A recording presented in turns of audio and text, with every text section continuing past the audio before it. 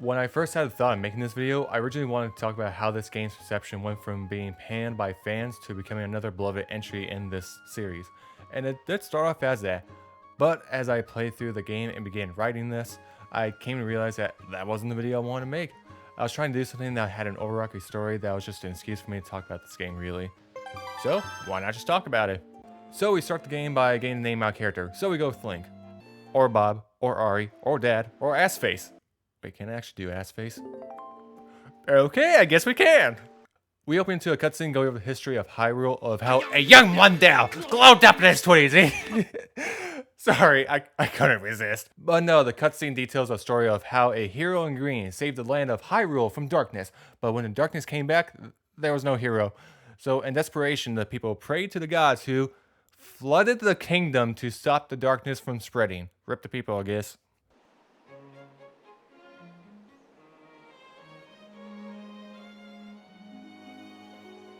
Cut to the actual game where we get a wide shot of an island with a little girl looking for us while we sleep.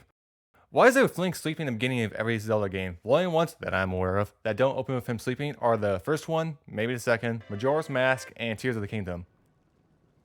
Kind of. But yeah, our sister wakes us up and tells us it is our birthday. She tells us our grandma is waiting for us, so we go, hold up, rupees! Oh, I should probably mention that the rupees are this game's currency. Jeez, why is everyone so mean? So we go see our grandma who, Grandma, come on! Gives us our birthday gift, a green tunic that we're gonna melt in. Look how happy Link is, yeah. Grandma gives us a speech of the importance of wearing that tunic when the boys on the island turn 10, as that's how old the hero of time was when he saved the world. Oh, the hero of time's like 17, what the hell? We go back to our sister, walking by a man doing intense yoga, and ew, get away from me! She still insults us and mentions how hot the clothes look. Oh, really consider it, yeah. She gives us her special treasure, which is a telescope, which she used to advance the story by... I swear, if you call me that one more time, I'm gonna... Oh. Catapults? You know cannons exist, right?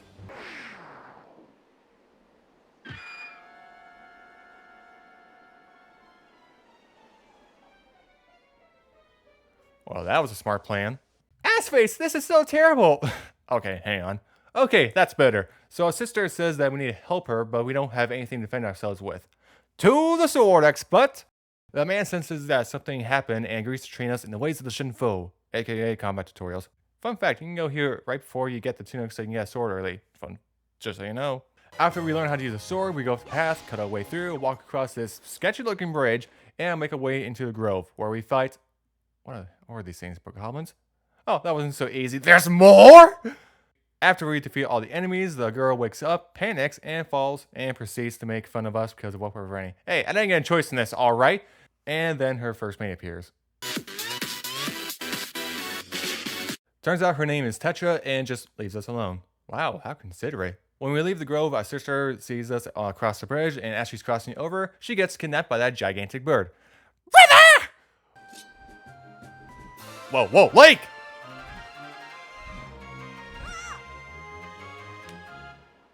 Stupid kid!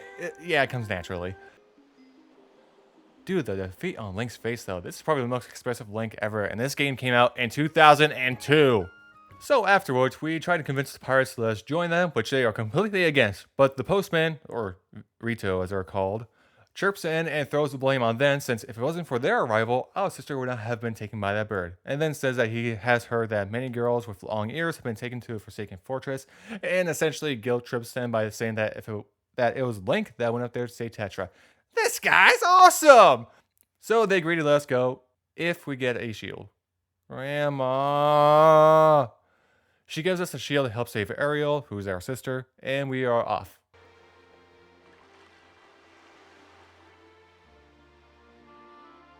Oh, dude, come on. We're told to head down below deck to help with someone named Nico. There he is! Nico Bellic! He shows us how to parkour and use ropes to swing, then proceeds to say how it'll take a year to master this. I got it on my first try. He gives us a chest with a spoils bag in it, and hey, we're at the fortress. And the way they get Link in there is genius. And by that, I mean ridiculous. You know what? I'm actually kind of glad they don't have cannons now. They launch us through a countdown with Link changing expression after each number, and no, my sword!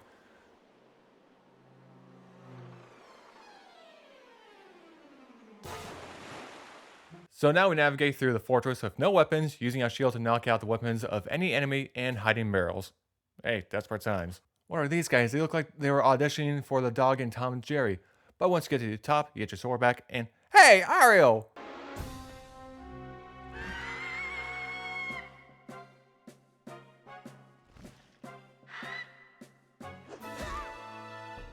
Kind of boss fight is that? Anyways, the bird takes you to the top. You see a shady figure that you can totally see despite the game trying to hide his face, and motions the bird to toss you away.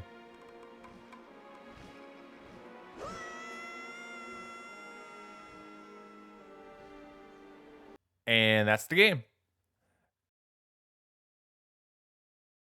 Gotcha! You wake up to an unknown voice talking to you, which happens to be a boat. Yeah, that's a fair reaction. He introduces himself as a king of red lions and tells you that he can help guide you to power to defeat the Shadow Man, who's Ganon. If you're up to it, hell yeah! But first, under your sail. Oh, okay, that would be nice to know. So you go around the island you're at Windfall and find a man who needs a person freed from a jail. So you go free the. Oh no! What madness have we unleashed? But yeah, after that, you go back to the man who offers you your sail for 80 rupees and we buy it. The King of Red Lions gives us a brief demo of how to sail, and we're off to the high seas.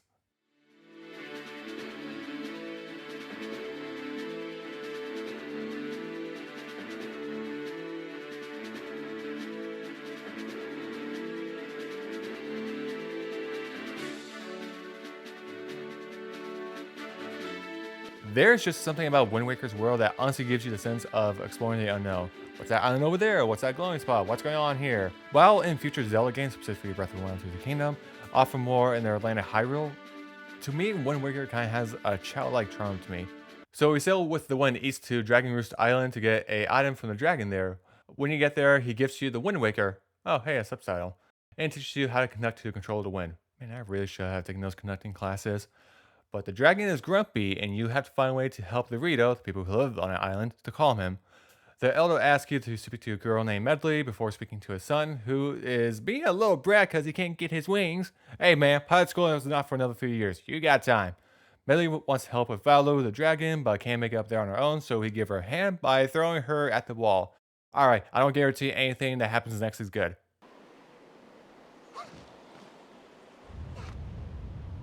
Hey, she made it! She gives us a bottle in return, and now everyone's panicking about someone who looks like Medley getting taken by enemies. Oh, I can put water in this bottle. Oh, I can water these bomb plants. Fire in the hole!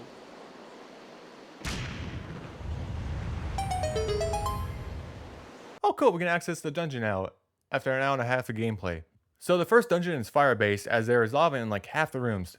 Dungeons are a core part of the Zelda series, except when they're not Breath of the Wild, and pretty much consist of rooms with either a puzzle you need to solve, enemies that are either an obstacle you need to defeat before progressing, and always have areas that are inaccessible to obtain an item that you can only get after defeating a mini-boss.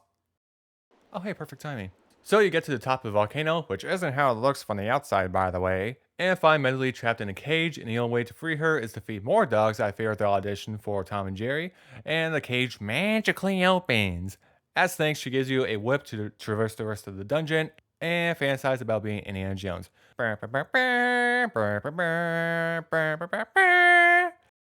the whip, you can then find these structures, swing across areas, grab items from enemies, and use it to find treasure in the world.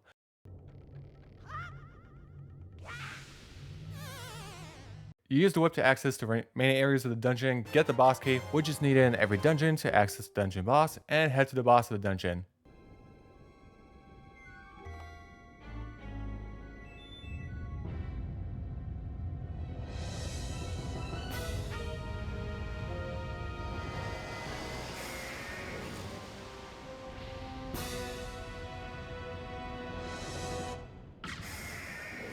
Man, evolution really was in the centerpiece's favor.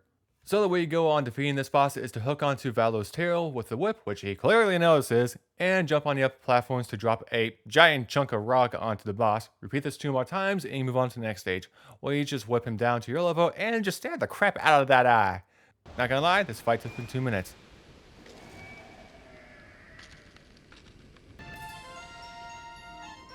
Oh, hey, it hurts. Everything on Dragon Roost returns to normal. The wind calms down, Valo's chilling, and the Rito Chief's son gives us Din's Pearl. Oh, and this flying frog gives us the ability to control the direction of the wind. Aw, how thoughtful. Anyway, next island! So the next island is the Korok Forest. That's a large tree.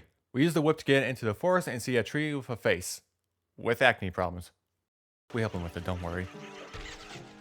So this is the Great Deku Tree, a very old and wise talking tree that apparently knows red lions and believes his acne is from Ganon, believing that he has indeed returned, and agrees to give us Pharaoh's Pearl. After this song from the Little Koroks. I swear, they just copy and paste these models straight to Breath of the Wild. So anyways, the song starts, oh come on! So a Korok by the name of Makar fell into the Forbidden Woods, and the Deku Tree asks us to fetch him from harm's way. He gives us a Korok leaf, which we have to do some hardcore parkour to get, and now we can glide in the air for a limited time or until our magic mirror runs out. Wait, how does that work? So we use the Korok leaf to make our way to the next dungeon, the Forbidden Woods. So the Forbidden Woods is really focused on using the Korok leaf in the first half, as it just doesn't allow you to glide, but to blow things away. Ta-da, fans, content creators? Just use this one. It won't creep you out, hopefully. You can also use the leaf to move these panels and move these, what they call gondolas, all while fighting angry jellies, or chulus, as they're called, I think. Plants, whatever these propel plants are, and gross! But yeah, the main boss in this dungeon is a weird bug that farts out those clingy things. You kill it and you get a boomerang. With the boomerang, you can hit things from afar and cut things down from vines like the giant plant in the main room, which gives you access to the lower floor and where the boss key and dungeon boss is at. Hey, there's Makar!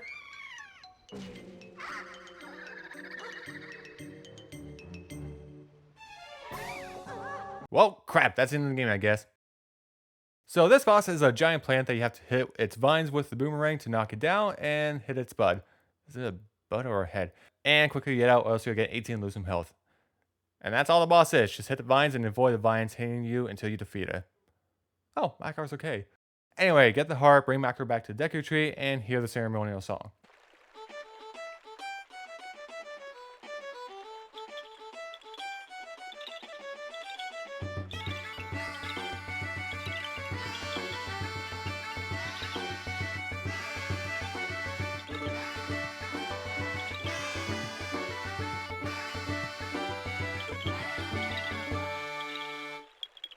So the song allows the Deku Tree to bloom and make scenes. With these seeds, we can continue to spread new flowers across it. Wait, what? Oh, hey, Pharaoh's Pearl. We head back to Red Lions, who fears of Ganon's rising power and tells us to hurry to the last pearl, which is at a fish. Oh, it's seen better days. Supposedly, a great spirit named Jaboon once lived here, but is no longer present. But my boy Quill shows up and informs us that Jaboon has relocated back to our home island, but sealed himself behind a giant rock. Oh, and he accidentally told the pirates about Jaboon while they were looking for us, and now they're at Windfall trying to get into the cave. To Windfall! We get there, still dark and stormy, and we found out that the pirates have taken the bomb shopkeeper hostage and have stolen all of his bombs to use for the cavern, and some questionable dialogue occurs. The crew wants to stay for the night while Tetra is against it, but then she sees us peeping in and agrees to let the crew stay in Windfall for a night. Convenience? I think not! Oh, and we also overhear the password that he used to get onto the ship, which we used to get in. Plankton? Seriously? Oh, it's Nico! He gives us another challenge, this time solely swinging focus and on timer, which took me a good while to do, sadly, and gives us some bombs that they took off, as long as we don't tell anyone. Tetra finds out anyway. Through the power of a crystal, she slipped us when we launched out of the Canaan Fortress. How the heck do we need to talk about that? She then challenges us to a race to see who will get to Outset first, and banks on them winning, even though they're staying till dawn. So we get back to Red Lions, still dark and stormy, and travel to Outset, still dark and stormy. Okay, what is going on? Red Lions comes to the conclusion that the dark and storminess is possibly due to a curse brought upon by Ganon. Oh, so we won the race then. Thanks, Ganon. So we go talk to some of the residents and find out that our grandma is actually sick and we need fairy dust, which heals her. This is completely optional. You do not have to do it, but I wanted to, so deal with it. But hey, we got some soup as a reward. Soup, soup, soup, soup, soup, soup, soup. Okay, back to the story. We head to the back at the outset and throw bombs at the giant rock, which took a while to figure out, and we have access to the cavern.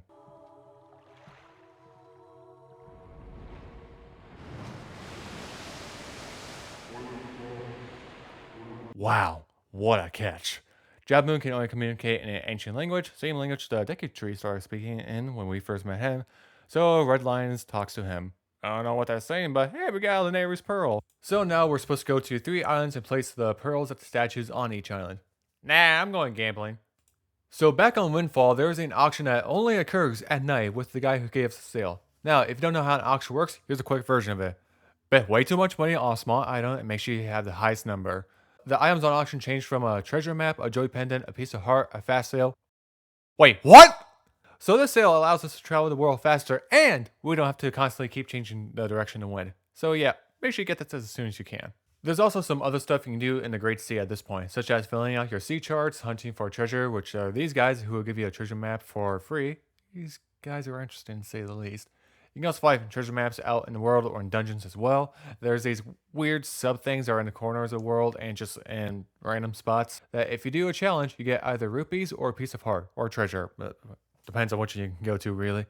But we eventually get to the islands and start placing the pearls with the statues and see this terrifying sight.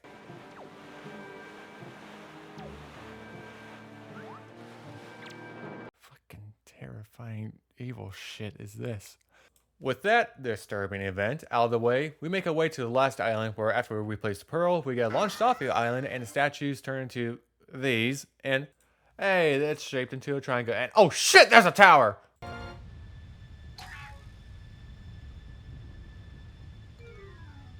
So Red Lions tells us that this is the site of a test to see who is worthy of the power of the gods, and this pretty much segues us into a third and arguably the best dungeon in the game. The Tower of the Gods.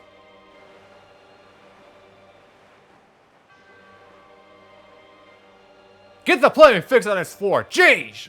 So you actually start this dungeon with red lines, trying to sail around and navigating to the upper floors while trying to time the water levels, all while activating pressure plates to continue and activating heavenly-like ramps and bridges.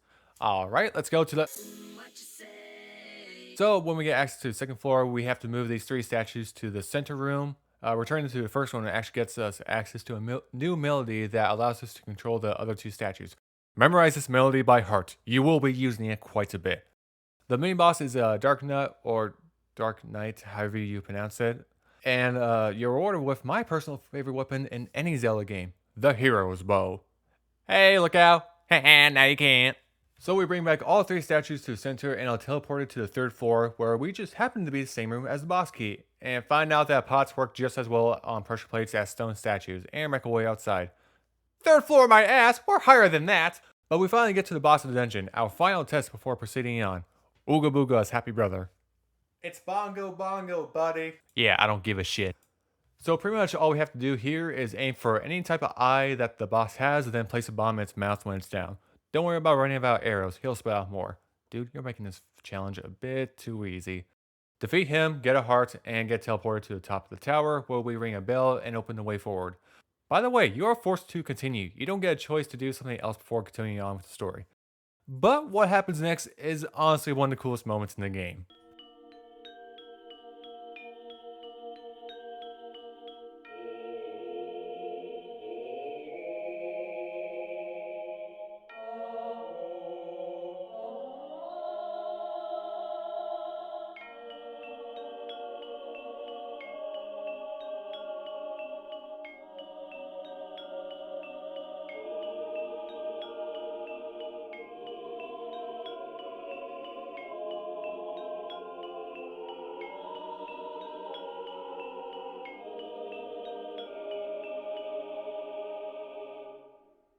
Yes, the world of Hyrule is underneath the Great Sea, and there's actually a project going on where someone is trying to recreate the land idea of Wind Waker's Great Sea and just trying to implement Hyrule into that. But we float down to the Hyrule Castle where Red Lines tells us to find the item that will help us defeat Ganon. We enter the main room and wow, that's a lot of enemies frozen in time. Red Lions then communicates with us that we need to solve a puzzle that was totally easy to figure out, by the way, and open a way forward. Again, I thought the hero time was like 17. Why does it look like a kid? So we make our way down to the basement, and there it is, the Master Sword.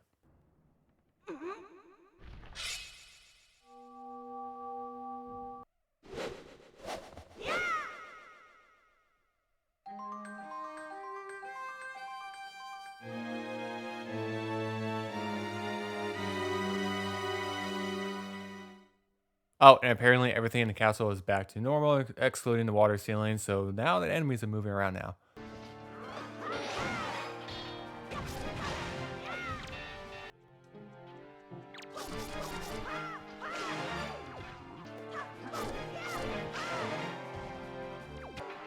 Oh, this sword's wiping the floor with them! So we defeat all the enemies, which allows us to return to Red Lions, who tells us to sail to the Forsaken Fortress to save our sister and defeat Ganon once and for all. Oh, Birdie! I'm coming back! We break down the door and are confronted with a shadow boss who challenges us to a game of volley before realizing we can abuse the fuck out of the parry system and defeat him. Oh, and we get a hammer which helps us with these weird blockades. Moving around Forsaken Fortress now, it's child's play compared to the first time. I mean, we're just wiping the floor with every enemy we're coming across. Oh, no lantern to swing over? Oh yeah, leaf, baby! We get to the top, and thankfully there's no bird, so we try to open the cage to save our sister. To no luck.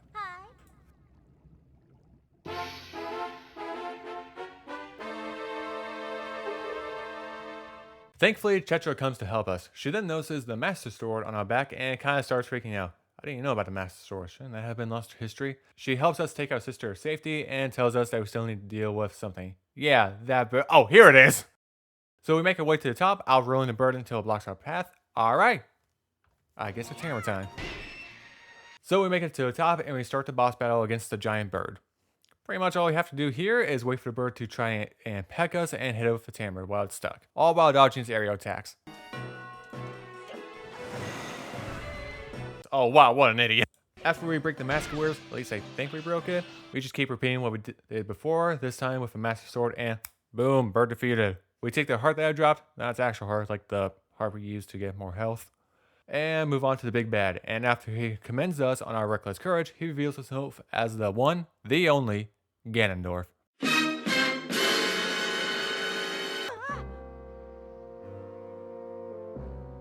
And he proceeds to tell us that by lifting Master Sword from the pedestal, we lifted the seal that blocks his power, so now he has all his powers back.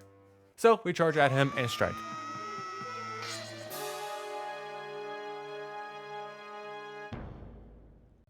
Just a little short there, bud. So he ends up hitting us back.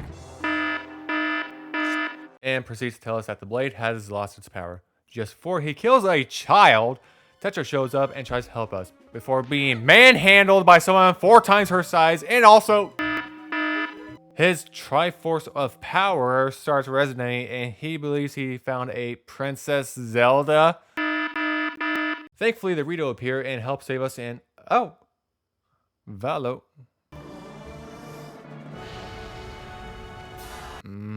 Toasted Ganon. That sounded a lot worse than I thought. We regroup back at the Tower of the Gods, where Tetra is just unconscious, and Red Lions talks to Valu, which we don't hear Valu's half. Hey, I can't translate that. This game doesn't really help me with that. And we return to Hyrule. Tetra then wakes up, and Red Lions communicates with us through the crystal to meet us in the basement where we got the Master Sword, where he reveals to be the King of Hyrule. Yeah, I don't recognize that name. The king details the story that we went through at the beginning of the game and also reveals that the necklace that Tetra has been wearing is a part of the Triforce of Wisdom, revealing that she is a descendant of Zelda.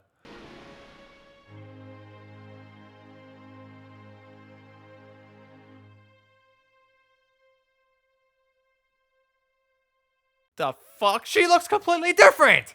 And since Ganon knows who to look for the Triforce of Wisdom, she has to stay in the chamber until further notice. Well, when someone like Ganon is looking for her, her hiding kind of makes sense. While we work on restoring the power to the Master Sword, Tetra does end up apologizing for everything that has happened to Link and his sister. Nah fam, it's nothing. We regroup with Red Lions, who believe something has happened to the sages that are supposed to be infusing the power of the Master Sword at both the Wind Temple and the Earth Temple, and task us to find the 8 Triforce shards that make up the Triforce Courage that are scattered throughout the Great Sea. Well, I don't know where to start with the shards, so let's go head to the Wind Temple since it's the closest. Oh, I can't get closer because of this thing blowing me away. Okay, I'll head south to Earth Temple then. Oh wait, there's a boulder blocking the way. The explosives aren't doing anything. Well, Red Lion's dead hand about talking to people who gather in places, so let's try Windfall. There's some side quests to do here, but no one has a lead about how to get to the temples or where the Triforce shards are at. What the fuck do I do? This is where my enjoyment with the game kind of comes to a abrupt halt. Up to this point, I haven't had any problems with the game. I've had a lot of fun exploring the Great Sea and was very interested in the story so far. But after you're tasked to head to the 2 temples is where it kind of plummets for me. The only way that you can figure out where to go next is through hints that you get from these fish people that you can only interact with if you have bait, which you can only get from Beetle the merchant who sails around in a boat. And the only way you can find out about that is if you check your mail. Even then, I don't think it mentions anything about bait. Again, what the fish tell you are just hints. How am I supposed to realize I need to take down this flying frog to summon cyclones just to get into this island from above, talk to this creepy child ghost fairy who gives me elemental arrows to continue with the story? Wait, I'm supposed to do that? So you're supposed to use these elemental arrows at these fire and ice islands and use the opposite elements on them to gain access to the treasure that they contain. You still with me? The ice island has the iron boots that make you heavier than queso. Sorry. And the fire island has the powered gauntlets to make you as strong as they pissed off queso. Run! Okay, at least for the boots, we can finally get into the Wind Temple. And oh, okay, we have to play a melody. Easy. We play it, and the spirit of the Wind Sage appears, pretty much saying that Gandalf killed him with his magic, and tells us to find his descendant by finding the instrument that they carry to reawaken as a sage. I know that instrument. That's Makar's. To Forest Haven. I can't find him. I looked everywhere. I checked with the weird potion dude, Hollow. Ducky Tree doesn't know. I don't know where he's at. So after some more digging, you're supposed to go to the Earth Temple first, not the Wind Temple. What? You made it look like we can go to either one, not even mentioning that we have to do it in a specific order. Also, when we make our way to the Earth Temple and play the melody there, the Sage Spear, who is a Zora, tells us finding her descendant carrying the instrument they use, but I've never seen that instrument. And while I'm on it, I might as well get this off my chest. Tetra being a descendant of the Hyrule royal family, I'm cool with. What I'm not cool with is her taking the role of Zelda, changing her appearance completely where she looks like a completely different character, and being forced to stay in the basement of Hyrule Castle despite being able to handle it herself. To some extent, mind you. It's like they realized, oh wait, we need a Zelda character, and just shoved Tetra in that role. Mind you, that up until Skyward Sword, Zelda has pretty much either been in hiding or captured throughout the main story of the Zelda games.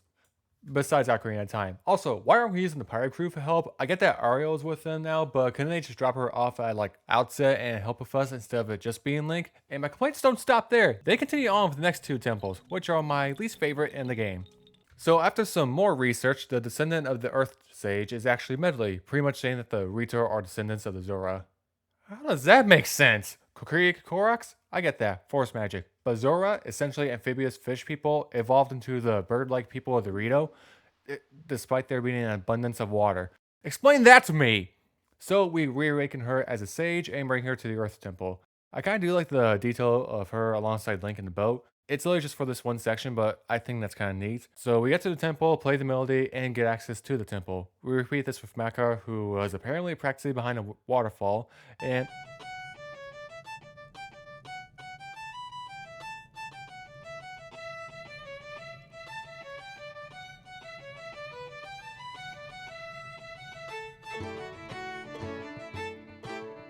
Okay, that's just cute and awesome. So these dungeons focus on using your new stage partner to traverse the dungeon, using their abilities such as flying, planting seeds that grow into small trees, and using their instrument to reflect light.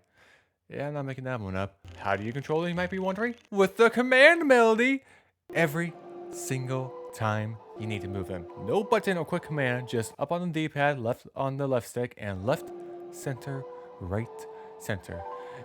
And every time it zooms in on them, creates some awkward moments. Also, this applies to the Tower of Gods, but literally every time Link uses this ability, dude looks like he is in the zone.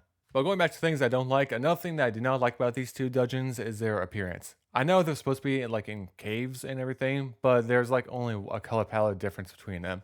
With the Earth Temple being more of a cooler blue, while the Wind Temple is a warmer orange. I feel like the color palette should have been switched, especially since the Wind Temple feels more like the Earth Temple, but then it wouldn't be as dark to make the light puzzles work. Oh yeah, there's light puzzles in the Earth Temple. You pretty much use Medley's instrument and later the Mirror Shield to reflect light to certain areas and to stun certain enemies, including Fuck those Gepto! In the Wind Temple, you just kind of glide around with the Korok Leaf until you get the hook shot. Nintendo, please for the love of everything, just give me the hook shot in a Zelda game early for once. But to cap off why I don't like these dungeons as much, the final bosses. The boss for the Earth Temple is literally just a bunch of Poes that form into a large Poe called King Jabu. How original. While the Wind Temple at least is a little more original and has this like snake flying thing that, while cool, only has one stage and it's essentially Morpha from Ocarina of Time. At least in terms of using the hook shot to defeat it. But after we defeat both the bosses, Medley and Malkar awaken as sages and start putting power into the Master Sword. And to top it off, after I defeated Molduga, who's the boss of the Wind Temple, I just so happen to be standing on top of the Triforce symbol that triggers the exit cutscene, not letting me pick up the heart container that was right there. So I had to go all the way through the temple again, just pretty much get into this pot to teleport to the boss area. Aren't you just here? Yeah, because the game tricked me and didn't let me pick up the heart container! At least with the large Poe, it tried to make a escape in a comedic fashion.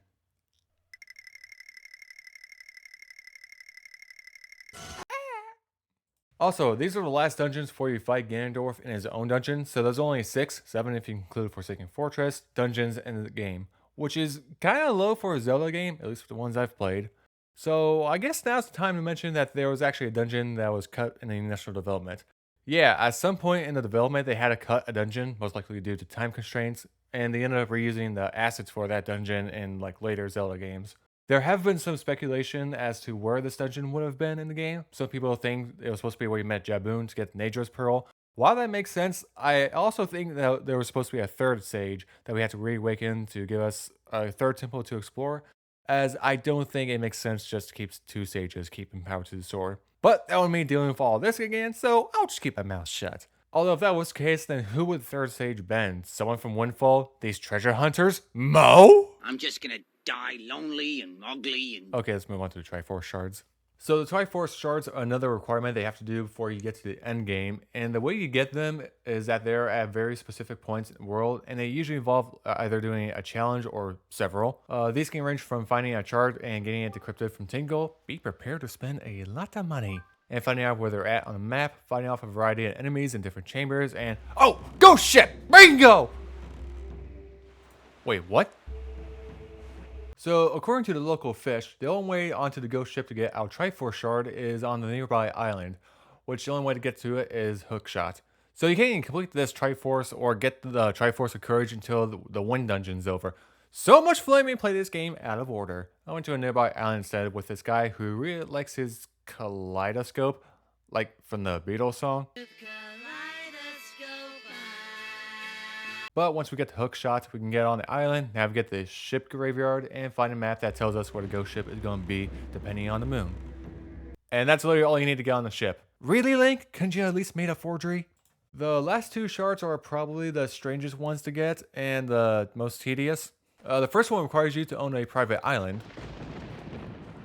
Yeah, I'm not joking. You get the island by helping with the teacher on Windfall and giving her about 10 to 20 joy pendants and finding a secret area in the cabin where you navigate through this maze to get the shard. Who put the shard here, and did she not know what power she had? The last shard is on Outset Island on this giant rock where it's just a gauntlet of enemy after enemy after enemy, and you have to go through like 20 different levels where you get the Triforce shard. Oh, it doesn't stop there, by the way. If you keep going another 30, you get the grand prize, the Hero's Charm, which allows you to see the enemy's health, but since a lot of the enemies are one-shots, I kinda forgot to use it. So up to this point, I've kind of just mainly been focusing on the story, but there's a lot more outside of the story of this game that you can actually do, besides like exploring. And I've already touched on some of it, but I'm going to touch on the rest. There are like these giant squids that can appear where if you throw your boomerang at it or just use your bow to defeat them, you get some pretty cool rewards. One of them actually frees a fairy and gets you more magic, which you actually need for like the flight deck challenge by Dragon Roost Island, where you just try and sail as far as you get.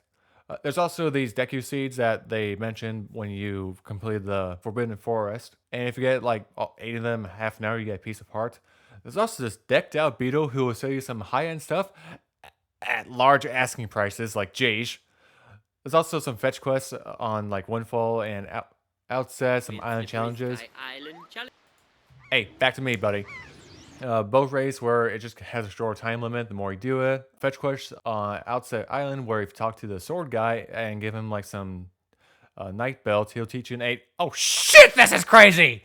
There's quite a bit of stuff that you can do in this game outside the main story, and I'm probably missing some stuff because by the time I finished this playthrough, I only had like one piece of a heart container, meaning there's like 3 things I was missing. No, not the puzzle thing at the Oasis. I'm not doing 16 of those. So here we are at the end game. We head back to the Tower of the Gods and show them the Triforce of Courage that we assembled to get back to Hyrule to check in on Tetra/Zelda, and yeah, saw that coming. Seriously, it does not look like a hero time at all. Ganondorf tries to ambush us in the basement with more Dark Knights, but we beat them, or let them hit each other enough times, and we... okay, we're just going to go straight in this direction then. What? Out of my way, fool! That's better. So we make our way to Ganon's tower, finding any enemy in our way, or just rolling past them. Look, I'm this close, okay? Let me finish the game. And we reach the final dungeon in the game, Ganon's tower. And it starts off with a boss rush. No joke, the first thing you have to do is fight all the bosses you face in each dungeon at this point, except the Tower of the Gods dungeon, with the exact same loadout you had. I guess it's supposed to say, hey, look how far you've come, but I literally just fought half of them like 2 hours ago. And I'm no joke, this game plays for the first time I beat King Jabbo. Literally just go through a hallway, fight the boss, teleport back to the main room, repeat 3 more times, move on. You then get to this room where you have 2 open doors and 1 locked door, which involves a puzzle allowing you to get back to the Great Sea from Ganon's tower. Jeez, dude, don't scare me like that. In order to progress though, you have to jump down in the right room here and pretty much just guess which way to go. There is a hint that tells you what to do or what to look out for, but it did not help me at all. So I'm just going to make it easier for you. Down, left, straight, left, right, straight. I'll let you figure it out from there. When you get to the final room, you defeat the Phantom Ganon and then are rewarded with light arrows. Wait, why are these here? This doesn't make sense. You use these to get access to the next hallway, and after defeating all the enemies in the hallway, opens up the final chamber. Wish I knew that before I went by all the enemies in the hallway. But you get into the room and you see Tetra/Zelda lying in bed. And Gandalf is creeping behind her. Cool. I can see this girl's dreams. After denouncing the king's claim of the future of Hyrule, he challenges us in his ultimate form.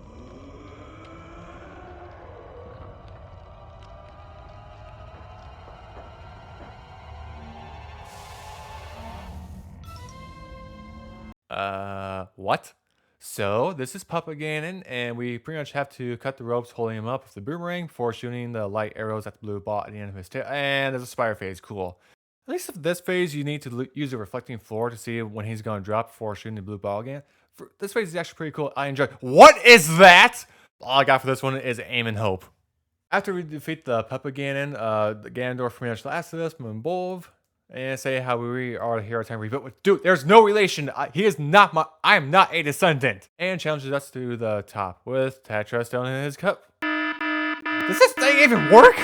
So after we climb the top of the tower, we see Ganondorf looking off in the distance. My country laid within a vast desert. When the sun rose into the sky, a burning wind punished my land, searing the world. And when the moon climbed into the dark of night, a frigid gale pierced our homes. No matter when it came, the wind carried the same thing, death. But the winds that blew across the green fields of Hyrule brought something other than suffering and ruin. I coveted that one, I suppose. It can only be called fate. That here, I would again gather the 3 with the crests. That I should lay my hand on which grants the wishes of the beholder. Yeah, I can't go any lower. That's like really low for me. So yeah, after that, he charges at us and throws some punches and oh, I broke it. That's why it's not working. Which knocks the Master Sword way too close to Tetra's face, and Ganondorf finally gets what he's been seeking this whole time.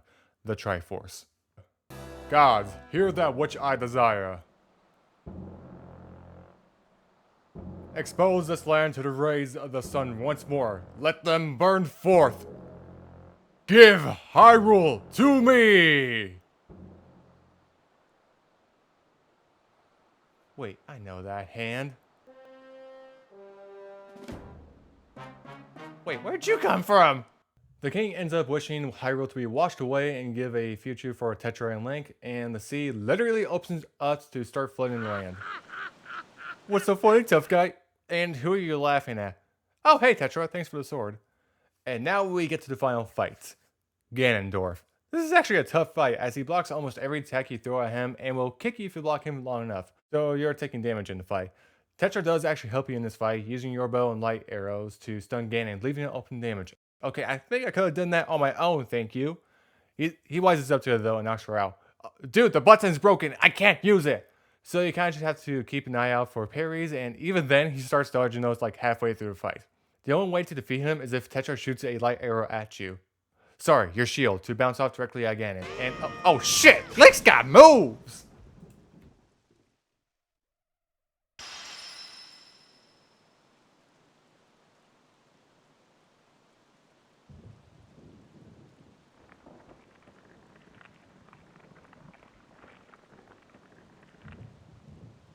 The king ends up reappearing again and says how while he and Ganon are bound to Hyrule, he wants us to live for the future, not to be bound by the land of Hyrule and its past. While Tetra does say that they could find a new land called Hyrule with the ship, the king insists instead that it will not be Hyrule, but their land. The final layer of the ocean comes down, Link and Tetra are protected by a mysterious veil, and we wave our goodbye to the king as he drowns alongside Hyrule's remains. Damn, that's dark. We cut to the Great Sea with Link and, oh hey, she's back to normal. Oh hey, it's Kamali, and the pirate crew, and Nico! And everyone's here, including, thank gosh! I honestly thought they were destined to be stuck in the temples praying to the Master Sword, which has served its purpose, assumingly. But no, they're here. And that's it. There is a post-credit scene where Link and the pirate crew travel to find new land, but that's just an assumption on my behalf. But yeah, my honest thoughts on the game are, that's a good game. Yeah, what an original answer. There is a lot that I do like about this game, but there's also parts that drag it down for me. It's why, and I'm more, it's an unoriginal answer, why I think Ocarina of Time is the best Zelda game. It just gets everything right without feeling like it's dragging or overstaying its welcome. There's just parts of Wind Waker that I find tedious, just like filling up your map, constantly using the command melody in like some dungeons. And I know I already said this, but why force Tetra to be Zelda, completely changing her look, and not showing her again until like the end of the game? I'm worried she wasn't already present in the game much, but it at least felt like she was a different character. And she just ends up being reverted back to normal. Like, dude!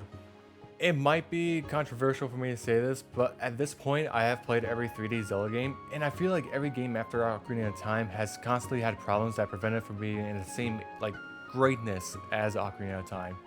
Breath of the Wild did get close, but that game still has some problems with it, and Tears of the Kingdom has an awful story structure. I'm saying it. But yeah, getting back to Wind Waker, the art style is probably what has aged best in this game. Using cel shading instead of like using like whatever 3D style was cool at the time. This game originally released on the GameCube, and you can tell it was a GameCube game at the time. But I played the Wii U remaster that they did like in 2013, I think. But it looks like it could have come out today. And again, this was released in 2013. Also, the music in this game, for the most part, is solid. I really do love the soundtrack. The main menu and the overworld are probably my favorite to know. And even though I don't like using like graphics for like comparison, the gameplay itself is still very solid. Which is why I think it sucks that when this game was first revealed, no one was happy about it. I mean, it didn't help that they showed this at E3 2001. Yeah, after the Majora's Mask, people were expecting a more realistic Zelda and not a cartoon. But hey, they did end up releasing one. They sure did. But over time, people did end up appreciating Wind Waker for what it was, a Zelda game that was more naval-based and didn't have a single water dungeon. Mostly because 90% of the game is water. So going back to what I said at the beginning of the video, how I wanted to make a video that I wanted to make instead of like doing something that didn't feel like something I wanted to make. Well, 15 pages later, and I ended up writing a script to a video that I actually want to make. I hope you guys somehow enjoyed this like very different and very long video. This was something I wanted to do for a while, so yeah, if you want to see more stuff like this, let me know. Other than that, hope you guys enjoy it. If you do, like, do whatever you want, and I'll see you guys next time. Peace.